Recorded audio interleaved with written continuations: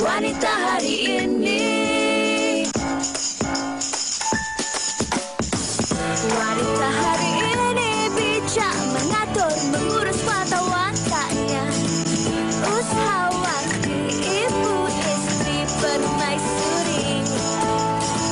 Wanita hari ini di zaman modern masih kekalkan adatnya.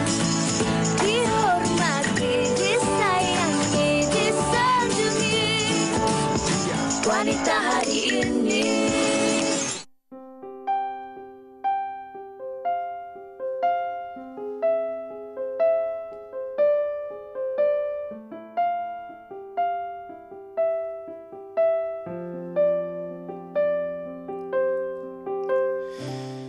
Tersadar di dalam sepiku, setelah jam melangkah, cahaya kasihmu menuntunku kembali dalam dekat tanganmu. Terima kasih cinta untuk segalanya. Kau berikan lagi kesempatan itu, takkan terulang lagi. Semua kesalahanku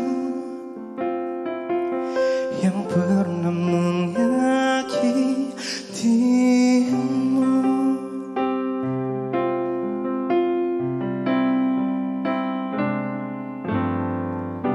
Tanpamu tiada berarti, tak mampu lagi berdiri.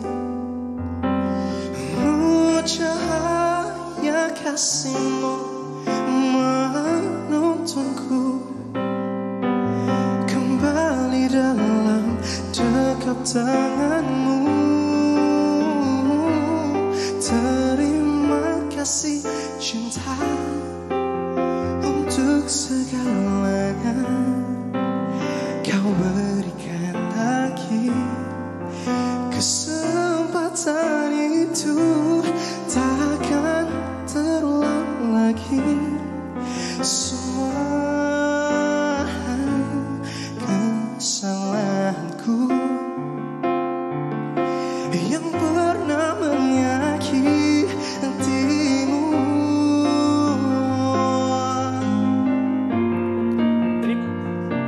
Siapakah cinta kita? Penonton-penonton wanita hari ini. Terima kasih bersama kami pada tengah hari ini, 4 Mei hari Khamis, kembali terus jam 12 tengah hari ini bersama kami. Dan hari ini saya Farid Ahmad dan juga Fatin Hamimah Yusof bertugas bersama kembali lagi bersama dengan anda. Dan hari ini pelbagai menu awak. Ini hari Khamis ya. Menu hari Selasa dengan raya. Pelbagai perkongsian nak kami kongsikan hari ini, jadi tumpukan perhatian anda sejam bersama dengan kami. Kita nak kongsikan antara yang mendapat perhatian di Dada-Dada Akhbar. Ini sangat-sangat membanggakan, terutama wanita. Okey, baik, kita di Wanita ini ingin mengucapkan tahniah dan syabas. Oh, ini cukup hebat kepada Julia Christina Abuzar kerana mendapat markah tertinggi di Malaysia dan kedua tertinggi di dunia bagi kertas peperiksaan Recording Financial Transaction FA1 pada sesi Mac 2023. Oi, ini sangat-sangat luar biasa. Betul. Kedua tertinggi di dunia. Ini dah kira macam standing in the eyes of the world ni sebenarnya. Dan awak tahu apa yang membanggakan? Ya. UiTM di hatiku. Kita bangga sebab kita berdua adalah alumni UiTM. Baik, terima kasih kerana membanggakan seluruh rakyat Malaysia dan teruskan untuk membawa kejayaan-kejayaan anda dan memberi inspirasi kepada seluruh rakyat Malaysia. Baik, dan seterusnya kita nak kongsikan juga berkenaan dengan semalam. Ini sangat mendapat perhatian dari seluruh negara, yang mana kes adik Bella dan juga Siti Bainon yang telah pun dijatuhkan hukuman penjara 12 tahun. Baik, dan kalau kita lihat beliau didapati bersalah mengabai dan menganiaya remaja sindrom Down dikenali sebagai Bella, dan hukuman itu dijatuhkan oleh Hakim Izralizam Sanusi selepas pihak pembelaan gagal menimbulkan sebarang keraguan munasabah di akhir kes pembelaannya.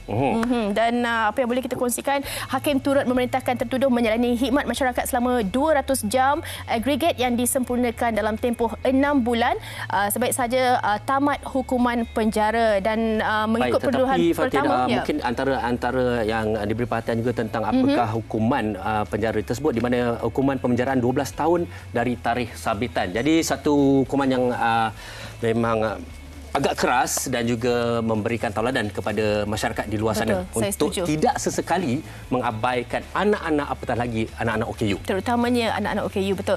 Dan baik, kita nak kongsikan beberapa kompilasi TikTok. Kita tak nak review lagi apa topik yang kita bawakan hari ini. Apa kata kita saksikan kompilasi TikTok ini terlebih dahulu. Bukan menu TikTok. Terpedaya dengan ajakan settle luar mahkamah tanpa ada perintah mahkamah. Yang sebaiknya, yang sebetulnya settle luar mahkamah ni berbincang luar mahkamah dan kemudian bawa persetujuan tu ke mahkamah, failkan kes contohnya macam harta pencarian, failkan kes tu, akan ada satu majlis suluh perbincangan di mahkamah. Masa itulah direkodkan suluh perjanjian yang kita dah pihak-pihak dah bersetuju di luar, rekodkan di majlis suluh, dibawa depan hakim nanti, rekodkan sebagai perintah mahkamah, barulah boleh pakai sebagai perintah atas pencarian. Jangan pandai-pandai sama-sama setuju di luar mahkamah, tak ada apa-apa hitam putih, bersetuju. Nanti kalau ada pelanggaran ke apa, siapa yang putih mata nanti. Tips ataupun nasihat saya, kalau you all nak settle baik-baik ataupun you all nak maksudnya you nak selesaikan kes tu secara baik, so nasihat saya, kalau you nak selesai, mesti record benda tu di mahkamah syariah. So you buat satu agreement, satu persetujuan, atau you tak ada persetujuan pun, tak buat secara bertulis pun, you ingat saja you nak buat persetujuan apa, so you kena record benda tu di mahkamah. So you tak boleh nak settle luar. Ni macam kita nak settle luar kan. Memang boleh settle luar, tapi mestilah apa yang you setujui itu, sama ada bertulis atau tidak, mesti direkodkan di mahkamah. Okey, itu di antara yang boleh kita kongsikan dan berkenaan dengan topik yang akan kita bawakan hari ini, iaitu penyelesaian di luar mahkamah. Apa yang awak faham? Oh, waktu tanya saya betul. Okey, tapi ini mungkin saya nak kongsikan. Saya ingin mengajak bukan saja kami berdua, tapi anda juga di luar sana, kerana apa yang kita biasa dengar, kita biasa perhatikan ataupun kita nilaikan adalah sesuatu yang mungkin kita belum benar-benar kita fahami. Betul. Dan kita menghakimi setiap apa juga yang berlaku dalam sebarang situasi. Tapi hari ini saya nak mengajak semua terus bersama kami sepanjang 1 jam ini, kerana ini juga akan memberikan pencerahan kepada anda, bukan saja sebagai masyarakat, tetapi sebagai mungkin anda juga terlibat ataupun berada dalam situasi sedemikian yang memerlukan penyelesaian seperti ini. Jadi kongsikan antara soalan-soalan anda, apa yang anda keliru, mungkin pandangan anda berkenaan dengan topik hari ini kepada kami di Facebook kami, di Instagram kami, dan boleh jangan juga di TikTok kami. Dan pastikan anda terus bersama dengan kami, jangan ke mana-mana. Selepas ini. Wanita hari ini. Wanita hari ini.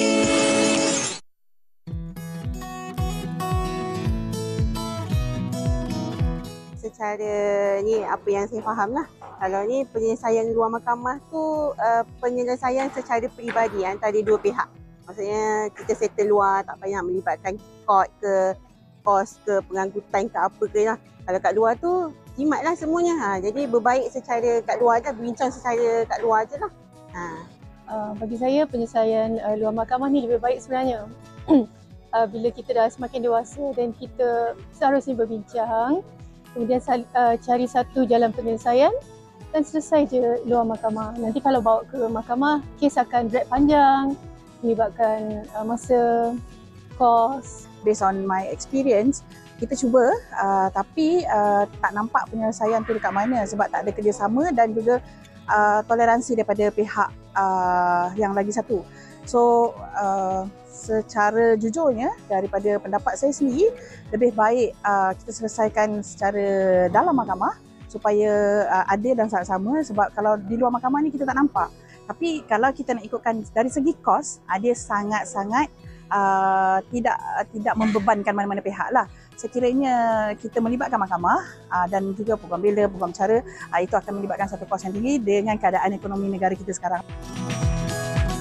Baik, itu beberapa pendapat daripada penonton wanita hari ini yang saya kira sebenarnya agak simbang, Fatin. Ada yang mengatakan dalam mahkamah lebih baik, ada yang mengatakan penyelesaian di luar lebih baik. Pasti ada pro dan kontranya tentang apa-apa jua yang kita pilihan kita tentang isu ini, Fatin. Ya, dan kita nak perincikan lagi. Kita ada dua tetamu, satu di studio dan satu lagi di dalam talian. Kita nak bersama dengan Datuk Khairul Anwar Rahmat selaku pengerusi Hikmat Guam. Apa khabar, Datuk? Alhamdulillah. Terima kasih. Selamat Hari Raya Muazzafatin 13 Syawal. Hitam. Hari ini ada majlis kebetulan dan hitam ni sesuai.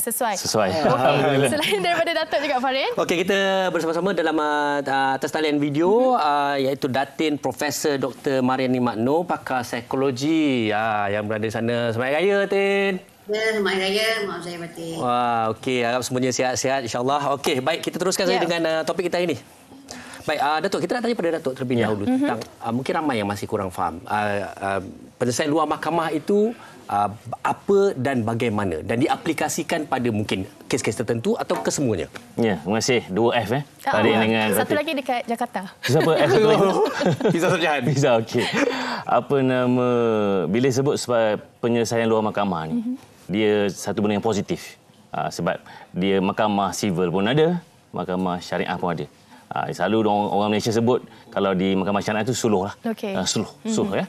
Kalau di civil ya disebut sebagai mediation, mediasi atau arbitration, arbitrasi. Di peringkat antarabangsa pun ada. Kalau negara bertikai sempadan perairan, Farin tahu. Dia ada arbitrator lah. Dia ada arbitrator, orang tengah sebagainya untuk menyelesaikan. Sebab apa? Daripada sejarah perundangan lampau, daripada Quran pun, Allah pun berfirman, maknanya kalau ada dua pihak bertelingkah pada sesuatu, berbincanglah, fa aslihu bainahum, berbaiklah ataupun bincanglah dengan cara yang baik. Nabi pun adalah seorang hakim. Nabi kata, aku pun orang biasa macam kamu. Jika dua orang datang, seorang datang lebih baik argumen macam Farin kan, lebih baik, lebih kencang hujahnya, lebih hebat penghujahannya berbanding seorang lagi. Yang seorang lagi itu mungkin betul, tapi dia tidak diwakili oleh peguam yang lebih bagus, yang lebih berilmu ataupun yang lebih pengalaman, mungkin menang. Nabi sabda, aku bimbang yang ambil hak, yang bukan ambil hak dia tu, dia ambil percikan dari api neraka. Jadi ini semua menunjukkan bahawa, dan dia develop dalam undang-undang sivil sebagainya, bahawa pertikaian dalam mahkamah ni biasanya berakhir dengan kekecewaan, terkilan, kalau ada perkataan keterkilanan lah, terkilan sebagainya. Jadi pertikaian luar mahkamah ni ataupun penyelesaian luar mahkamah ni selalu akan menghasilkan keadaan win-win situation. Menang-menang maknanya, ataupun dia win-win situation, menang-menang maknanya yang menang tak menang semua, yang kalah tak kalah semua. Contohnya pertikaian 1 juta harta. Kalau kita tunggu dalam 10 tahun mungkin boleh dapat 700-800 ribu. Tetapi ianya sudah lambat sangat. Mungkin anak pun dah membesar, anak dah tak perlukan rumah tu sebagainya sebab dah lama. Tapi kalau kita berbincang secara aman, damai, tenteram, dalam masa 2-3 bulan boleh selesai, mungkin dapat 500 ribu seorang. Dan boleh digunakan sekarang juga. Yang lebih berbanding kalau kita tunggu benda tu, menjimatkan masa, menyimatkan emosi, tidak melibatkan pertikaian yang berpanjangan. Betul. Ya. Okey, Tok, saya nak tanya, ini bermakna apa yang kita bincangkan ini secara teknikalnya mestilah kes itu masuk mahkamah dulu, dan kemudian barulah diberi nasihat ataupun diberi peluang oleh pihak hakim atau pihak mahkamah memberi pilihan untuk menyelesaikan di luar mahkamah, dan itu di antara mereka dan dibantu oleh peguam lah. Betul. Okey, baik. Dan saya tertarik juga berkenaan dengan kita ada satu masalah yang perlu diselesaikan. Bagaimana untuk kita nak mencari titik tengah, pastinya dari segi emosi, tahap rasional itu memainkan peranan. Mungkin Datin juga boleh kongsikan bagaimana sebenarnya untuk kita mencapai yang kata-kata sepakat tu kedua-dua belah pihak, Datin. Baik, kalau kita lihat, tadi Datuk Khairul telah menerangkan kalau perlu dibuat penyelesaian luar. Okey, tak mengapa. Apabila mahu dibuat penyelesaian secara lebih baik, maka ia akan dibuat di luar mahkamah, dan di sini lebih kepada persefahaman antara kedua pihak. Dan persefahaman ini lebih kepada apakah kebaikannya untuk anak-anak, terutama bagi pasangan yang telah ada zuriat. Kerana di sini amat penting, kebajikan anak-anak perlu dijaga walaupun ibu dan bapanya telah berpisah. Jadi kesepakatan itu penting dan kesepakatan ini hanya boleh berlaku dalam keadaan emosi yang stabil. Tidak ada kecelaruan minda, tidak ada orang kata perdebatan yang hangat. Pastinya pasangan yang akan bercerai itu mempunyai sikap yang tidak puas hati, sikap marah dan sebagainya. Jadi ketenangan itu perlu ada supaya boleh berfikir seseorang itu, pasangan kedua-dua suami dan isteri itu lebih rasional lagi melihat kepada masa hadapan anak-anak mereka nanti, baik daripada segi aspek kebajikan mereka. Pun kita katakan bahawa penyelesaian dalam returnnya adalah lebih tinggi daripada luar mahkamah itu, dan jika ingin berlaku juga maka perlu dipastikan bahawa emosi stabil, ketenangan itu ada, kesefahaman itu ada, kesepakatan itu ada dan banyak lagi lain-lain yang lebih positif yang boleh berlaku dalam penyelesaian di luar mahkamah itu. Okay, saya percaya secara umumnya apa yang Datin katakan ini mungkin bukan saja dari sudut kes-kes syariah tetapi juga kes sivil lah, di mana kestabilan emosi itu sangat-sangat penting mencapai persetujuan untuk menyelesaikannya di luar mahkamah. Okey, baik Dok, kita nak tanya jugalah. Tadi ada juga beberapa penonton mengatakan tentang kos, tentang masa dan sebagainya. Mungkin kalau boleh diperincikan lagi lah sebenarnya apa pro dan kontranya ni. Ya, saya sambung apa hujah Profesor Datin kita tadi. Menjurus banyak pada pertikaian keluarga contoh, dan Farin sebut soal kos, masa. Saya nak tambah lagi satu elemen, menjaga aib kedua-dua pihak. Selain daripada kos yang tambah kerana ada kos perjalanan bolak-balik pergi mahkamah, kos lantik peguam, masa yang panjang, kes yang patut selesai 3 bulan jadi 3 tahun ataupun 5 tahun. Ianya juga boleh mencederakan emosi kerana ianya akan membuka aib. Jadi mana-mana perceraian pun biasanya akan jadi ugly, bodoh lah. Maknanya tak ada siapa yang akan kata dia betul. Tapi akhirnya apa? Yang menang jadi arang, yang kalah jadi abu. Maknanya anak-anak tadi tu melihat sama ada di dada akhbar ataupun di dalam mahkamah, ibu dan ayah mereka walaupun sudah berpisah saling membuka aib antara satu sama lain. Jadi itu tak molek lah, tak indah. Jadi itu yang ada kata rugilah tu. Itu yang menang. Rugilah tu. Itu yang orang tua-tua kita pandai kata, menang jadi arang, kalah jadi abu. Ya. Tapi Farin, kalau kita shiftkan perkara ini ke mahkamah sivil contohnya, mungkin berbeza. Dia ada berbeza dan juga banyak lagi juga potensi. Sebagai contoh, saya pun pernah mengendalikan satu kes insurans sebagai contoh. Contoh kemalangan motosikal, hilang jari, ibu jari. Ibu jari kaki ni kalau ikut dia punya nilai dia, insurans tu mungkin 40,000 50,000 untuk adakah seulas apa? Satu jari itulah. Jari kan. Betul. Jadi jari itu mungkin bernilai 40,000 50,000, tapi kadang-kadang peguam ada yang menasihatkan supaya tuntut lebih. 100,000 200,000 dan insurans reluctant, keberatan nak bagi. Betul. Jadi kalaulah kita merujuk perkara ini kepada mediasi, kepada penyelesaian luar mahkamah, perkara ini pembahasan yang akan dapat lebih segera. 40-50 ribu itu dapat dalam masa sebulan 2 bulan. Berbanding kalau kita nak pergi lawan ke mahkamah 2 tahun 3 tahun, mungkin boleh dapat tak dapat 200 ribu pun, mungkin dapat 70 ribu 80 ribu. Kos sudah bayar peguam dah. Dan duit yang kita patutnya dapat 5-6 tahun dulu dah tak ada gunanya mungkin sekarang. Jadi saya fikir begitu juga dengan pertikaian dua negara. Jadi kalau semua perkara nak bawa dalam mahkamah, selalunya kedua-dua pihak akan cuba cari poin dia yang paling baik dan membuka kelemahan yang satu lagi. Jadi semuanya tadi seperti yang Prof sebut tadi, dia akan bawa kesan psikologi jangka masa panjang dan tak elok. Selalu tu.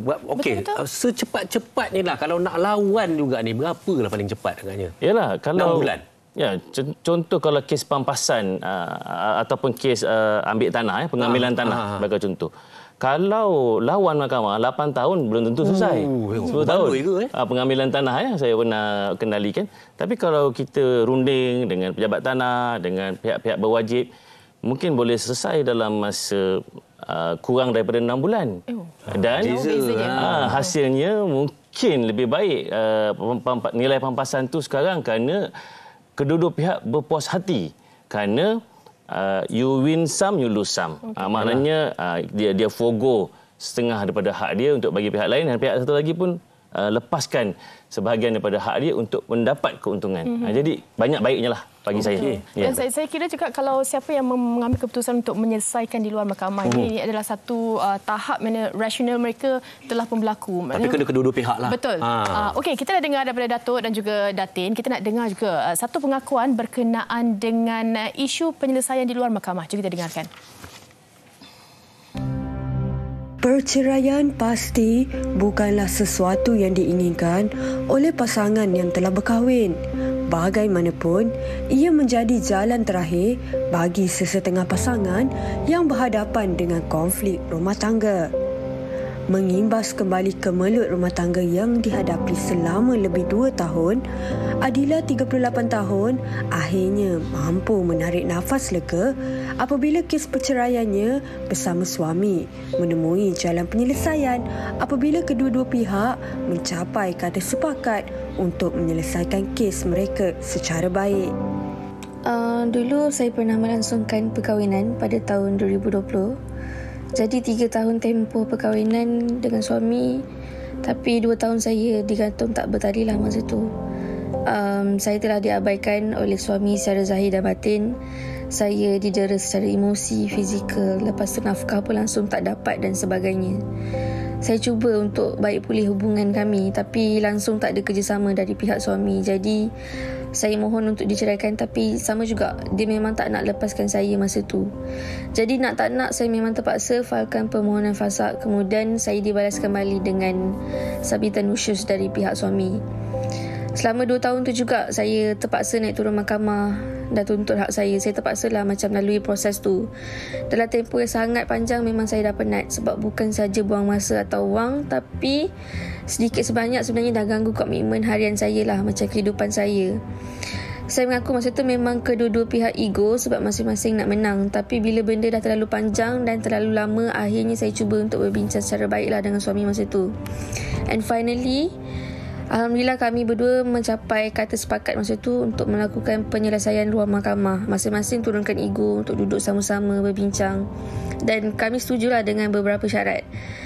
Kami juga setuju untuk tarik balik segala tuntutan yang telah dibuat oleh pihak masing-masing lah. Dan masa tu pun saya memang tak ada membuat apa-apa tuntutan dari segi nafkah ke, mutaah dan sebagainya. Sebab saya memang masa tu memang fikir benda ni nak selesai je sebab saya dah penat. Itu je yang saya fikir. Kemudian prosedur lafaz cerai pun berlangsung dengan lancar di mahkamah tahun lepas. Dan dengan penyelesaian secara baik inilah kami berdua yakin dengan cara ni je dapat membawa kebaikan lah kepada pihak kami berdua kan.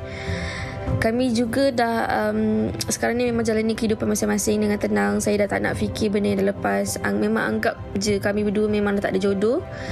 Saya dan dia memang tak bermusuhan sampai sekarang. Dan sampai sekarang pun kami masih boleh berkawan macam biasalah. Wartawan kami Ain sebentar saya tadi mendapatkan sedikit seberingkas pengakuan daripada seorang individu yang memilih untuk membuat penyelesaian di luar mahkamah. Okey, baik, saya nak tanya pada Datin terlebih dahululah. Ini cukup menarik tu Datin, di mana tentang penyelesaian luar mahkamah ni memerlukan persetujuan kedua-dua pihak. Memerlukan kedua-dua pihak sama-sama bersetuju, bertolak ansur. Tapi ada juga situasi-situasi di mana mungkin satu pihak merasakan dia lebih betul. Satu pihak merasakan dia lebih ada kuasa. Mungkin tak kira dari segi wang ringgitnya ke kelebihannya dan sebagainya. Jadi sebaik-baiknya, kita dah tahu ramai yang mengatakan selesai luar mahkamah ini lebih baiklah. Lebih baik. Jadi bagaimana kita nak mencapai kata sepakat itu yang boleh diberikan panduan kepada kedua-dua pihak ini? Okey, kalau nak capai kata sepakat seperti yang salah seorang apa tadi yang menceritakan bahawa manusia kita semuanya ada ego. Ya, apabila kita tidak puas hati dengan pasangan, maka ego itu semakin lama semakin memuncak dan masing-masing mahukan kemenangan di pihak masing-masing. Jadi kita tidak mahu ini berlaku kerana kita cuba mengelakkan apa yang Datuk Khairul tadi sebut ya. Datuk Khairul pun dah pandai psikologi ya. Dia belajar dengan prof cederaan emosi ataupun kita kata emotional injury. Apabila berlaku emotional injury, ego seseorang itu tidak akan boleh diturunkan. Dan bila berlaku kecederaan emosi itu, mereka tidak akan peduli apa sahaja akan berlaku. Sebab itu aib-mengaib itu akan berlaku sepanjang masa. Dan akhirnya kata sepakat tidak akan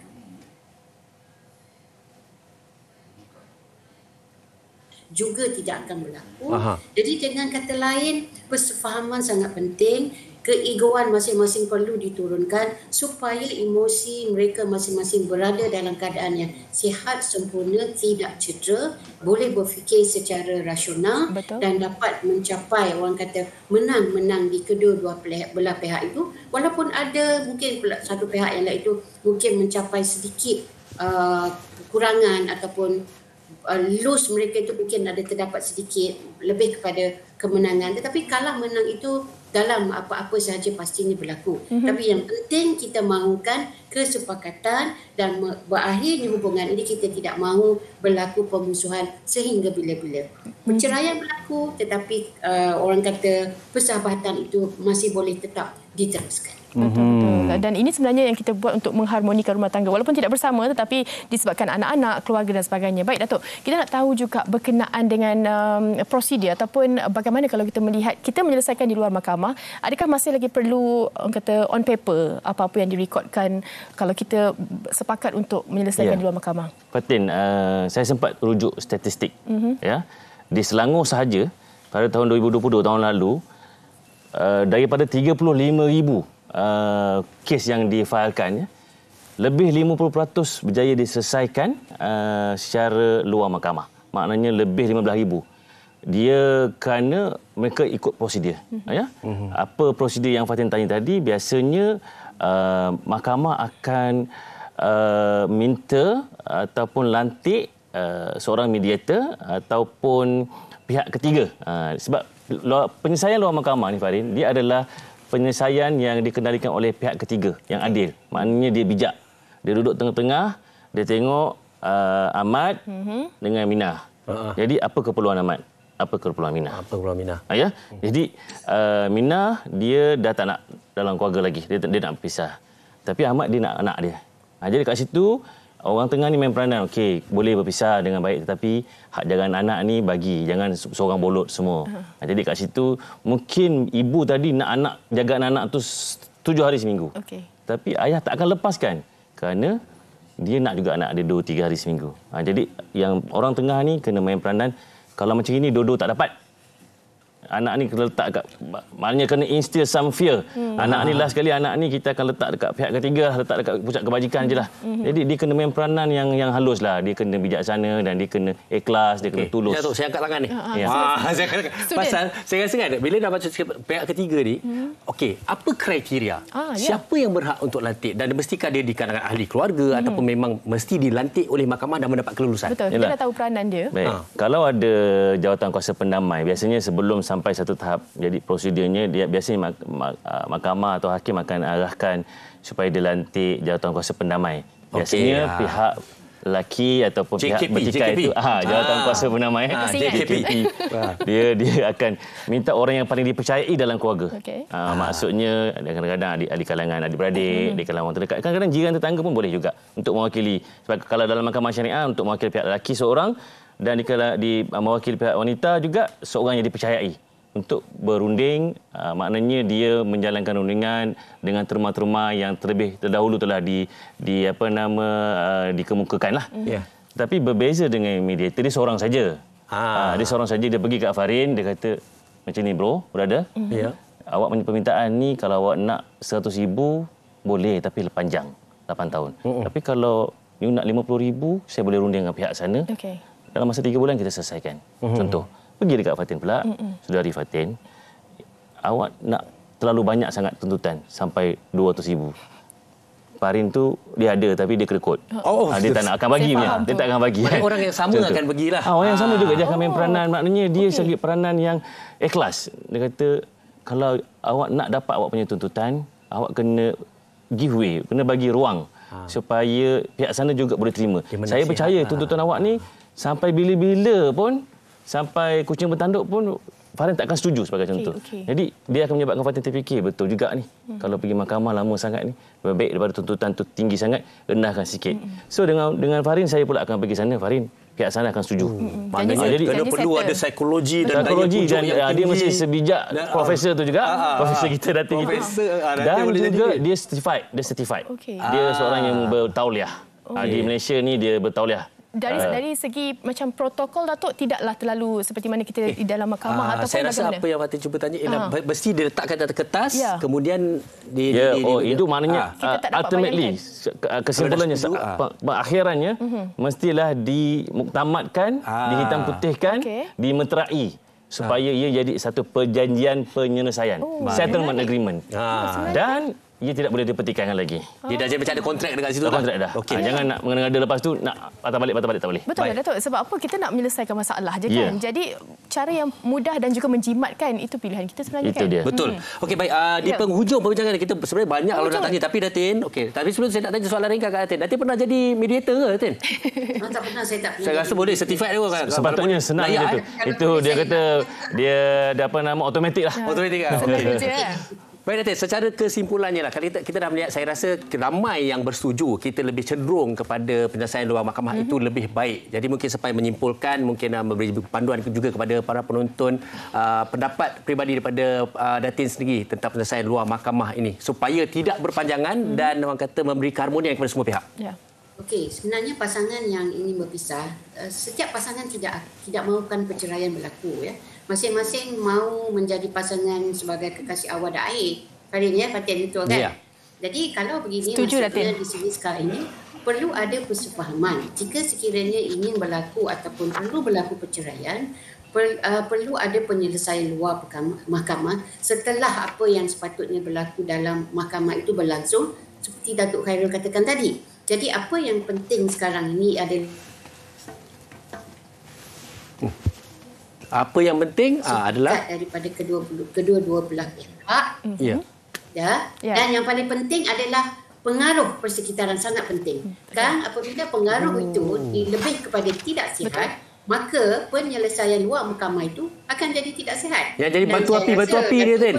Tentang hal itu, pengaruh-pengaruh ini sangat penting, terutama netizen di luar sana. Netizen tu. Betul, saya kira itu juga perlu ditapislah oleh kedua-dua pihak ini untuk mendapatkan hikmat nasihat ataupun panduan daripada mereka yang benar-benar layak sebenarnya. Okey. Dan Datuk, di penghujung ini mungkin saya kira ramai penonton yang rasa macam tak puas Datuk, tapi mungkin nasihat Datuk kepada mereka setelah apa yang didengarkan, apa yang dikongsikan Datuk, mereka cakap berminat juga, lebih memudahkan, janji matlamatnya sama untuk menyelesaikan masalah kedua belah pihak. Maksud sikit walaupun ada baki masa sikit ni, kalau kata tak bersetuju kena buat lagi sehingga bersetuju. Kita bagi masa lah, katakan kita nak selesaikan dalam masa 3 bulan. Tapi saya nak sambung Farin punya kebimbangan tu, batu api banyak. Sebab tu kita batu api banyak dia dengan netizen, dengan saudara mara, ahli keluarga yang nak jadi batu api ni. Jadi kita elakkan ni, kita kembali kepada fitrah, kembali kepada hukum akal, ajaran Quran, hadis Nabi sebagainya. Kita galakkan perundingan terpimpin. Assisted negotiation. Maksudnya dia dipimpin dengan berpandukan ada ilmu, berpandukan agama, berpandukan moral kalau bukan Islam, dan akhirnya dia win-win situation, menang semua. Yang menang supaya tak jadi peristiwa yang menang jadi arang, yang kalah jadi abu. Kita macam itu. Jadi semua orang menang. Yang menang tak menang semua, yang kalah tak kalah semua. You get what you want, I get what you want. I want. Datuk, sikit kalau dah menang, kita boleh fight lagi ke kalau kita macam rasa macam ada kekurangan? Dia Fatin, sebab tu bila kita dah lantik mediator, dah lantik orang tengah, dah lantik administrator ni, kita mesti bulatkan hati. Akur. Bila kita dah sampai faiza azamta fatawakkal Allah. Apabila kamu telah buat apabila kamu dah buat keputusan, maka bertawakallah, terimalah dengan baik, insya-Allah. Menarik sekali. Kita nak ucapkan sekali lagi terima kasih kepada tamu-tamu kita pada hari ini, kepada Datuk Khairul Anwar Rahmat dan juga kepada Datin Profesor Dr. Mariani Maklum bersama kita pada hari ini. Saya sebenarnya kalau ni saya ada masalah dengan Fatin ni, tapi dah dengar hari ini saya selesaikan luar mahkamah. Kita selesai luar lagi senangkan. Baik, terima kasih kepada semua tetamu kita dan terima kasih juga penonton. Kita nak berhenti rehat seketika, kembali selepas ini. Kita ada satu lagi persembahan selepas ini. Jangan ke mana-mana.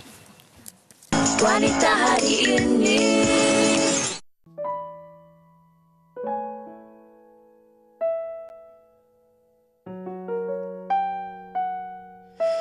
Terasa sulit untuk aku menyatanya.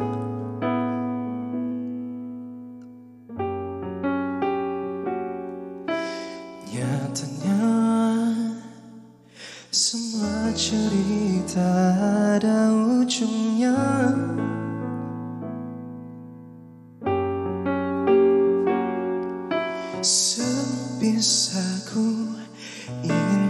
mendekatimu. Sempatkah waktu bersamamu itu bersama menjalani kisah hidup ini.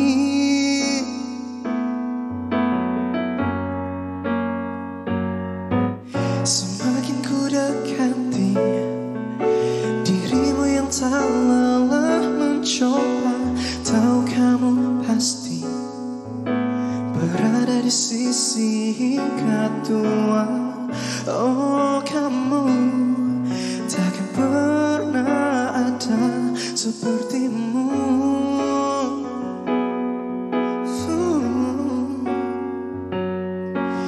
Personamu seindah sosok yang ku dambakan.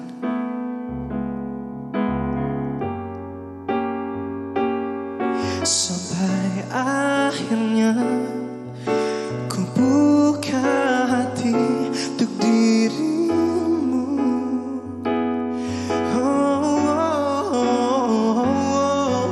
Semakin ku dekati dirimu yang tak lelah mencoba, tahu kamu pasti berada di sisi hingga tua. Oh, kamu takkan pernah ada sepertimu.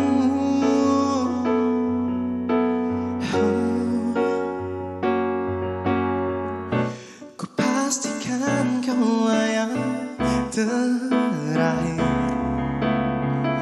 Sampai kapan kau akan terus menunggu? Tak seharusnya kau terus bertahan padaku, padaku.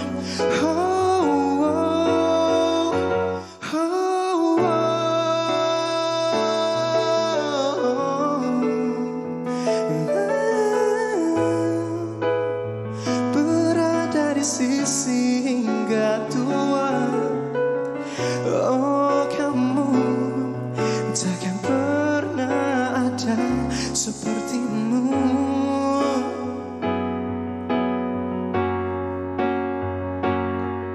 Semakin ku dekati dirimu yang tak lelah mencoba, berada di sisi hingga tua. Oh, kamu takkan pernah ada sepertimu.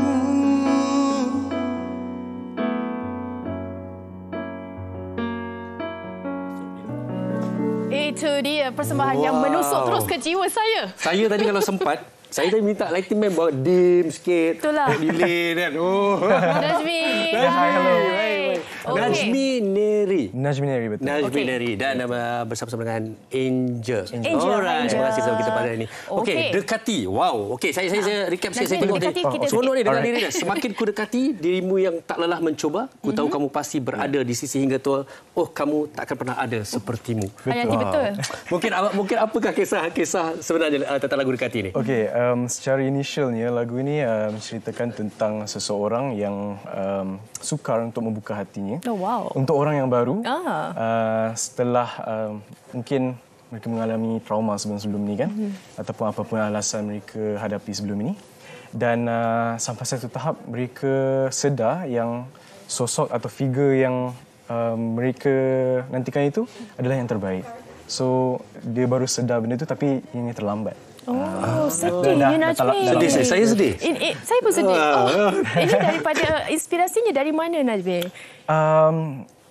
Banyak actually masa ketika saya tulis lagu ni was back in Jakarta. Semasa saya menonton konsert Java Jazz. And lagu ini sebenarnya diinspirasikan daripada seorang penyanyi dari Indonesia iaitu Glenn Fredly. So dia rasa macam mana tu? Dia satu hari tu saya sedang menulis and it was as if Glenn Fredly tu ada di sebelah saya dan menyanyikan, dia lontarkan dia punya words. Wow. Okey. Memang kita boleh dengar dia punya alunan dia dari seberang sana. Okey, dan Angel, kita nak sembang-sembang juga. Memang selalu bersama dengan Najmi? Ya, saya. Sorry. Minta maaf. Okay. So I recently started performing with him since last year. Okay. So it's quite recently lah, around like October or November, like that. And I had a lot of time performing with him. It's like when I was with him, it's like ada chemistry because we have the same music taste. Boleh nampak tadi. Nampak. Najmi jeling sikit belakang. Dia tengok. Okey, boleh. Pakai jelingan saja kan. Okey, Najmi, lagu Dekati ni back in December 2022 if I'm not mistaken. Yes, that's right. Okey. So selepas ini mungkin apa pula perancangan?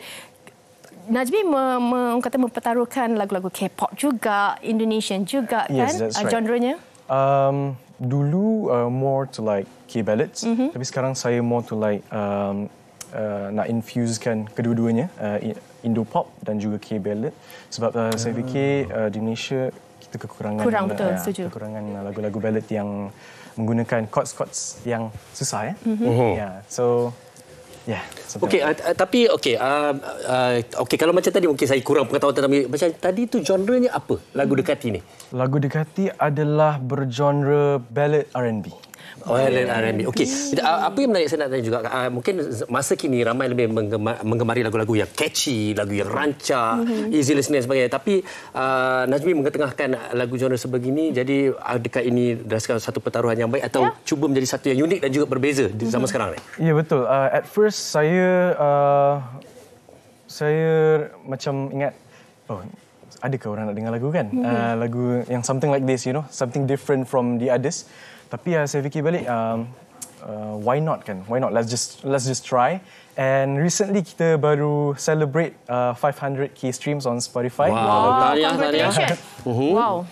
So I think dia satu pertaruhan yang I would say berjaya.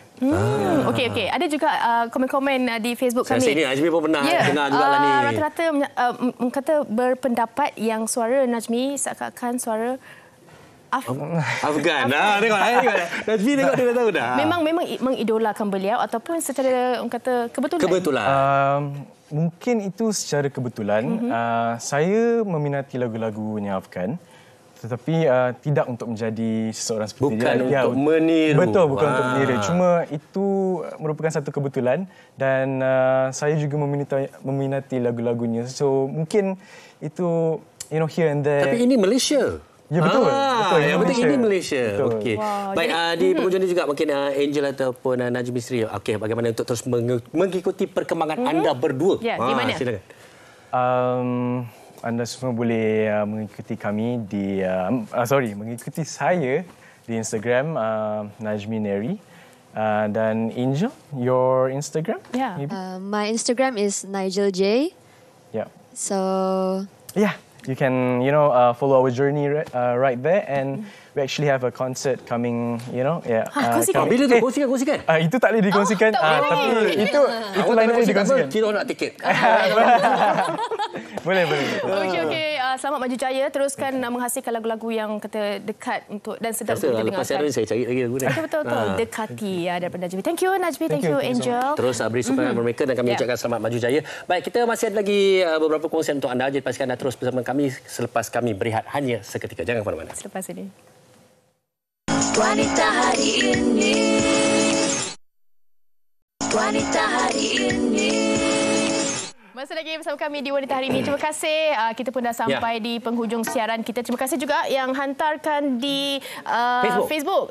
Kita bacalah 2, 3 kalau sempat. Ini daripada Puan Halijah Hanif. Assalamualaikum. Wanita Hari Ini TV3. Persetujuan di luar mahkamah memang karut. Oh, ini pendapat dia. Okey. Mesti ada rekod. Ya, memang ada rekod seperti apa yang dikongsikan tadi Datuk dan juga Datin. Banyak jadi dah tak selesai. Ada pihak yang menderita dan ditindas bila bincang di luar, cakap mulut tanpa hitam putih. Saya kira ini mungkin salah faham. Yang mana ini bukan mengikut prosedur. Ini kita dah menjawab tadi tu. Ini bukan yang macam settle luar. Saya ringkaskan secara teknikalnya perlu masuk ke mahkamah dan dicadangkan untuk menyelesaikan di luar mahkamah. Dan saya juga nak menjelaskan kepada semua bahawa kes-kes seperti ini tidak diaplikasikan sahaja kepada kes syariah ataupun kekeluargaan, tetapi juga civil. Dan kemudian dicatat, dimeterai, dia akan dipantau oleh mahkamah. Sekiranya melanggar, akan dikira sebagai contempt of court ataupun menghina mahkamah. Dah jelas dan nyata dah tadi kita dah kongsikan. Boleh tengok balik di Facebook kami. Dan esok kami akan kembali dengan hikayat perkahwinan, iaitu serumah tapi hilang rindu. Serumah tapi hilang rindu bagaimana? Mungkin dah tak ada rasa rindu, dah rasa tak peduli. Tak ada pun tak ada. Tak ada pun rasa macam sama je. Tapi perbincangan yang cukup menarik. Jadi mungkin kita terus semarakkan kembali perkahwinan kita, insya-Allah.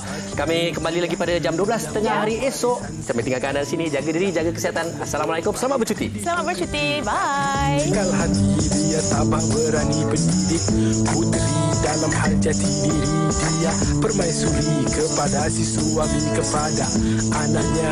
Dia ratu di hati tunggak keluarga, kalau bukan dia siapa lagi? Wanita hari ini bijak mengatur mengurus mata wataknya, usahawati ibu istri permaisuri. Wanita hari ini di zaman modern masih kekalkan adatnya, dihormati, disayangi, disanjungi.